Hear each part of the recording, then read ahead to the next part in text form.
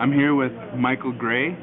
Michael Gray, known as Gray Wolf, is a bona fide celebrity in the search marketing universe, known for challenging authority, especially Google, while deftly playing well with others. Gray Wolf, it's a pleasure to be here with you this afternoon. Without further ado, we'll get right into the questions. So how did you get into search in the first place? Kind of pretty much like everybody else. It started out as kind of an accident. I was working in-house developer for a local specialty retailer, and we kind of stumbled into search. We started ranking for a bunch of terms, and we started to put a little time and energy into seeing understanding what it is that works, what are the things that are making us rank, and then basically just sort of grew into an internal search position. That's just where I went from the programming, and then after that, doing that for a number of years, I just basically went out on my own. All right. So, do you think Google has too much power? I think they do. It's very close to being a monopoly at this stage. There are other search engines, but their market share is so small. It's a Google game, and if you're not in Google, basically you're not anywhere, and that's a really bad spot for people to be in. It'd be really nice if we had a 30-30-30 blend, but I don't know that that's ever going to happen. But even if there was something where it was close, like some sectors where it's tech, any of the tech stuff, the computer stuff, it's so Google dominated. It's almost impossible. You're not there.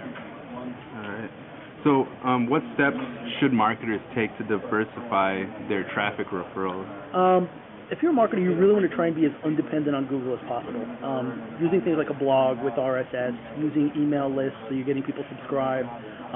Make it so that you're the destination, so that people are coming to you. You start looking at all their alternative engines. I know, like, there are web appliances. I know I'm a big fan of a thing called a Chumby, and basically you can put the little application you develop and you can send content out there, and a lot of the bigger news sites are doing it. I know, like, Engadget's doing it.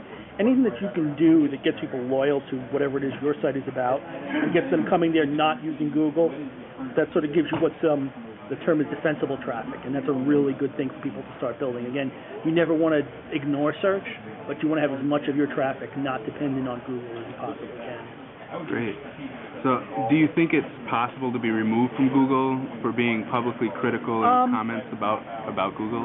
If you're publicly critical and you've got a point, then you're fine. If you've got to stand on it, if you're just out there, saying this is a bad thing, this is something they shouldn't be doing, and you're just, you're talking out of your butt, so to speak, you're in a bad spot.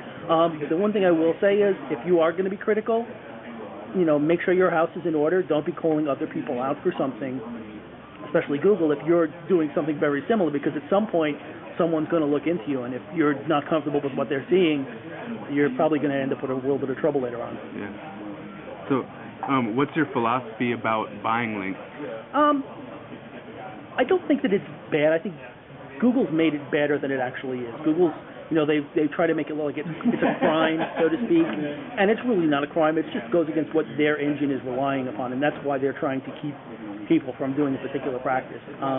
Have they done a really good job at scaring people out of it? Absolutely. And is there some risk associated with the behavior? Yes, there definitely is. So you've got to kind of be careful what you're doing. If you're going to be buying links, do it smart. Don't be doing a lot of silly things. Buying 500 links tomorrow is probably not a smart strategy, whereas buying, 10, 15 links this week, 10, 15 links the next week, then it's going to be a different story. Okay. So where do you think search is headed, and what should marketers do to hedge their bets? Multimedia is going to be really big. Things like video, pictures, audio, that sort of thing. Anything that you can do that diversifies where you're going. Universal search is going to really be big. A lot of the engines are looking into doing that now, so that's something that I'd be looking into doing. Okay. So last question, what sessions are you speaking at here at the Speaking today at 4:15 on advanced link development. I'm going to be talking about some of the darker elements. All right. Well, thank you so much for your time, Michael, and look forward to hearing that this afternoon. Thanks for having me. Thanks.